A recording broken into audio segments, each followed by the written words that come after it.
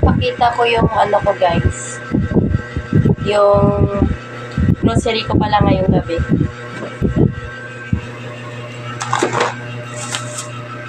Kanina kasi guys, nag-grocery ako kanina. Ito yung mga grocery ko guys. Wait.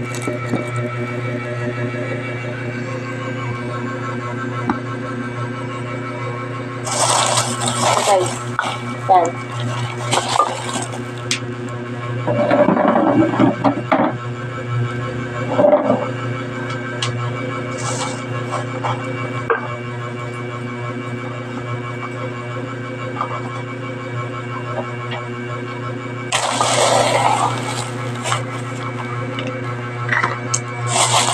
Bali, magkano yung pinag-groceryan ko is, ano to guys, 441. Yung iba, napadala ko sa mga anak ko guys. Yan, may movie. Ito siya, may movie guys. Tapos, alipat ng movie. May ding-dong.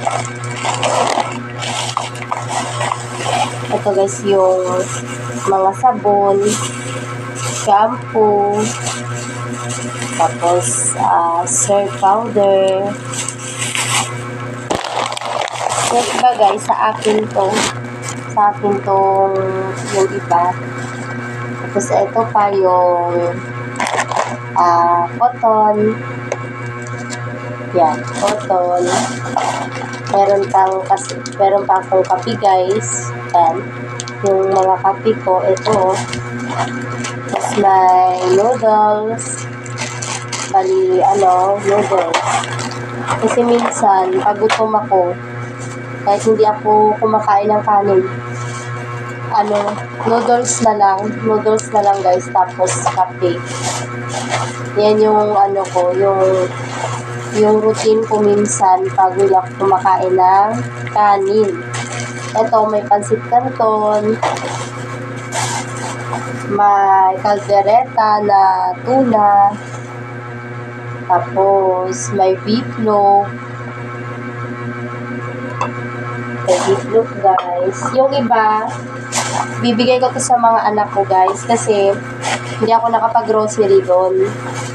Pero okay lang kasi may naman sila doon, may budget naman. Kasi ito, may mantika din ako dito. Ito, may sugar guys. Tapos may tawag dito, dilata na swan. Yan, may Lucky. May Bingo, corn beef. Tapos, dalawang tuna. Yung iba kasi bibigay ko sa kanila. Ito pa, may ko dito, pag nagluluto, mahilig magluto yung asawa ko. Ito, may tatis at may patis toyo, tapos ito pala toyo, and then dito suka. Yan, suka guys. Bali, ito yung mga pinamili ko kanina. Tapos, bali, hatiin ko to guys. Yung iba, konti lang yan sa akin. Yan. Sa mga anak ko to yung iba. Itong tuna, itong corn beef, at beef. Tapos, cars din. Yan. Pero, may din, may noodles at cellphone. Dadagdagan ko pa to pag uwi na lang ako sa bahay. Pero meron silang budget din. May budget naman sila doon. Kasi namili na kami ng nakaraan. Tapos, malapit naman yung sweldo ng asawa ko. Kaya okay.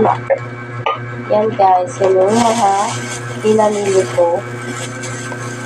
Tapos, Tapos may kasama pala tong tumbler. Yung tumbler nila. Yun yung ipapadala ko sa asawa ko bukas. Papadala ko sa mga anak namin. Kasi sa 16, may pasok na yung mga bata. Yan. Ito lang guys, share ko lang yung yung pinamili ko kanina. Ito pa yung mga shampoo namin. Ay, shampoo ko lang pala to. Sa kanila doon, hatiin ko na lang. Kasi hindi ko sure kung meron kung meron nga yung anak kong babae. Kasi minsan, maraming stock sa bahay. Ganyan kasi ako pag alang-alang, yun. Sinasakop ko yung mga anak ko. Sila yung inuuna ko. Yan, bali isang lang. Happy kami sa shampoo. Yan, may sabon pa naman sa bahay. Saka pag walang-wala, pwede naman silang umutang din kasi binabayaran pag sweldo ng asawa ko. Maliit lang naman yung utang. Hindi kasi kami pala utang guys. Nagbabudget talaga kami. Nagbabudget kami. Tapos yung mga anak namin, tinuturuan namin yan magtipid. Yung parang hindi nagbuburara ng pagkain.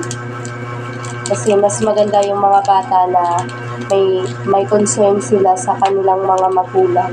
Pagdating ng araw, malalaman na nila, ganito pala. Ganito, masasabi nila, tama pala, na tinuruan sila. Kaya yun. Nakakaintindi sila. Sige na guys, bye! Thank you for watching me. Please like and share guys and subscribe sa mga videos ko and sa live ko po. Thank you. Bye-bye.